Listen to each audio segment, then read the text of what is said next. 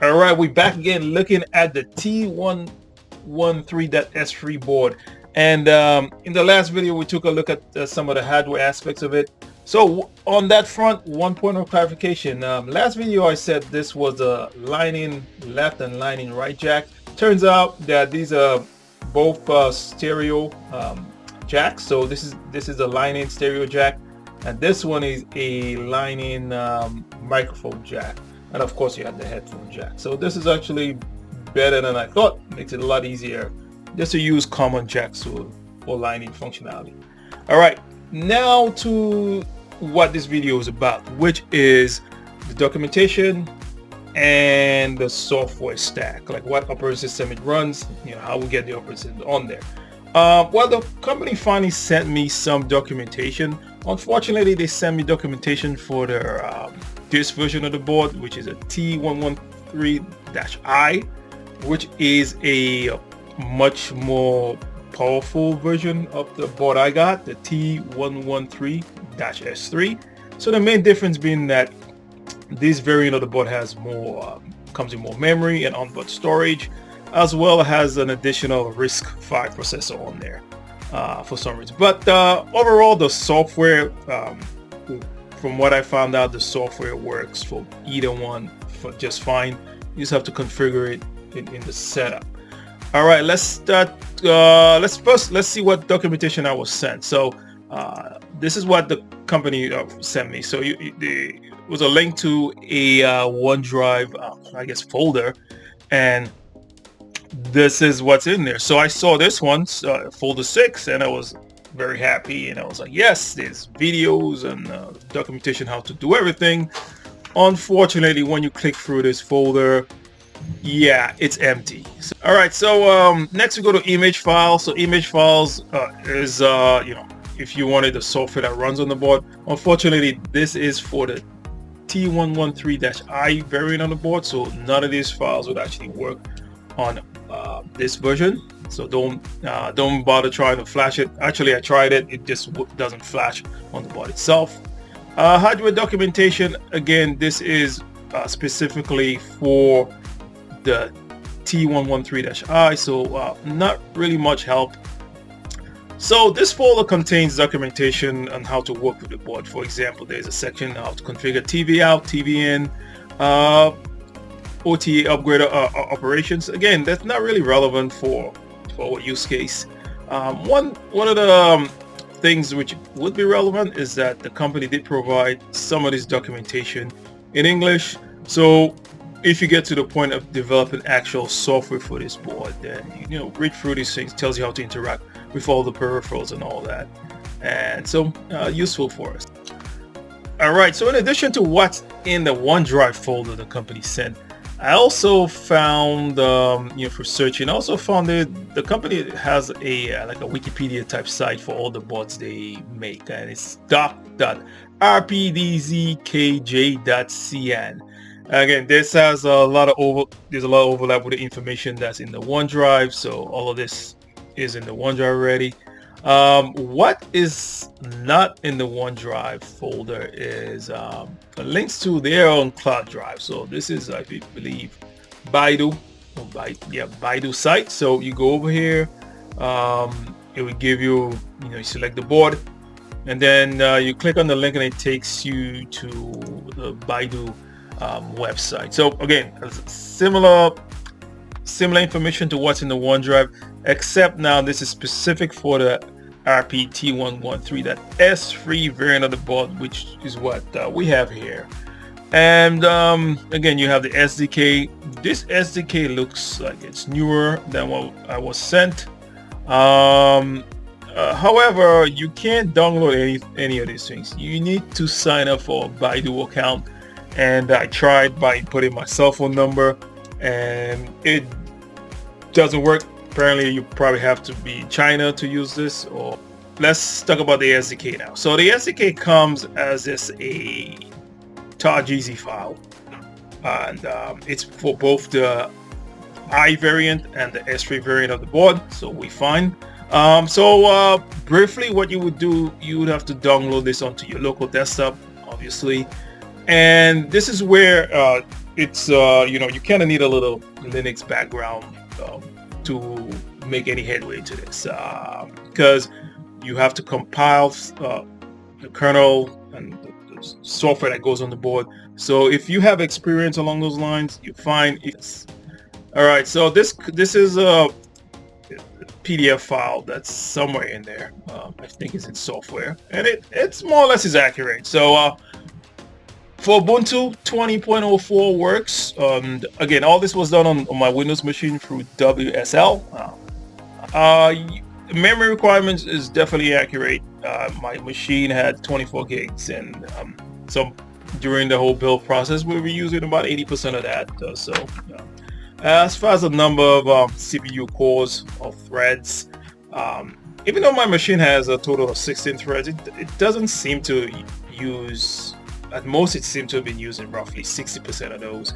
And I also ran it on my 20 thread machine, and it wasn't much faster on that. So I think maybe 4 to 8 threads this would be fine.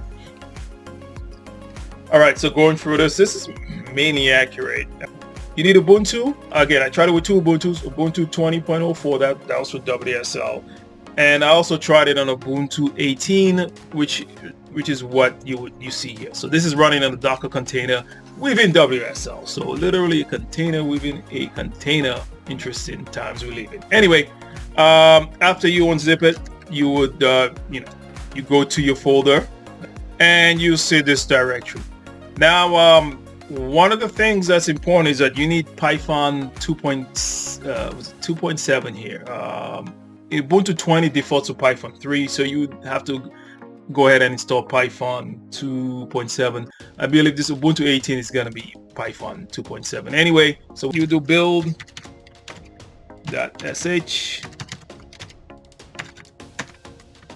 and you have to select which board you're going for. So the variant you want is going to be number 2 or number 3.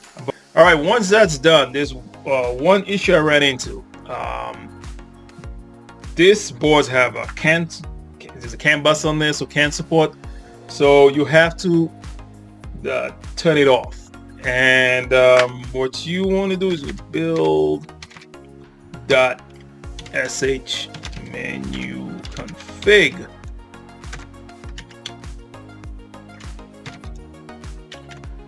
So this allows you to turn different kernel drivers on and off.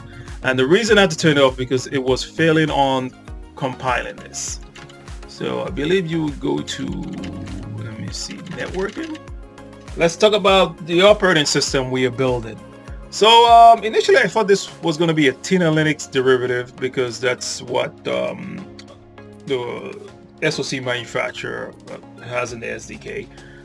Turns out they were using something called Buildroot. So I was confused as to what Buildroot is. So let me give you guys a quick run on what it is. So Buildroot essentially is a well, 3 tools, right? So it's a cross-compilation toolchain, root file system generation, and a kernel image compilation, and a bootloader compilation. So it handles all this in a pretty straightforward manner. So what does all that mean? Essentially, you I guess making your own very lightweight Linux distribution. So you're picking and choosing what packages you want, what drivers you want in the kernel, and so forth.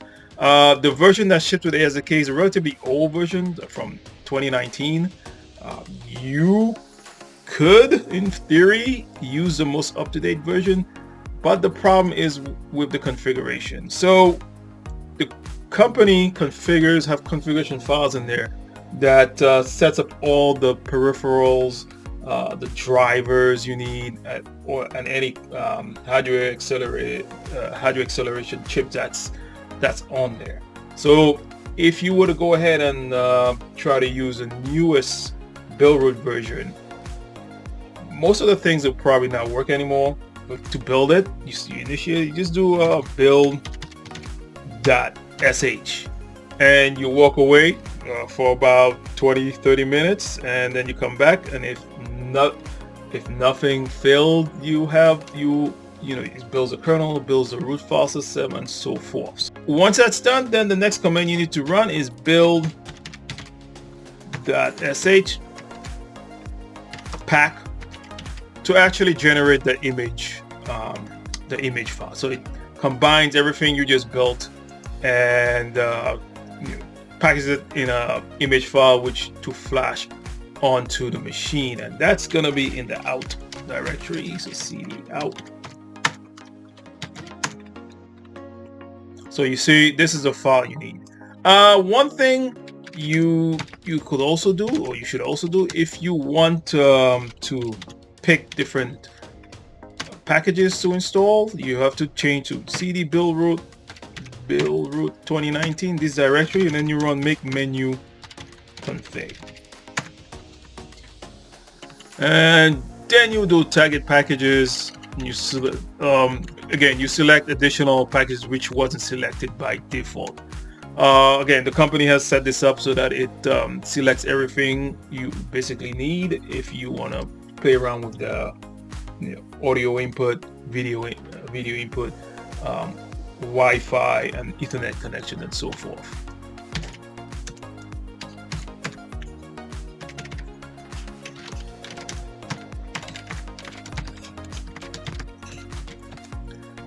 So you're done with the image. Program it. You're going to be using Phoenix Suite again.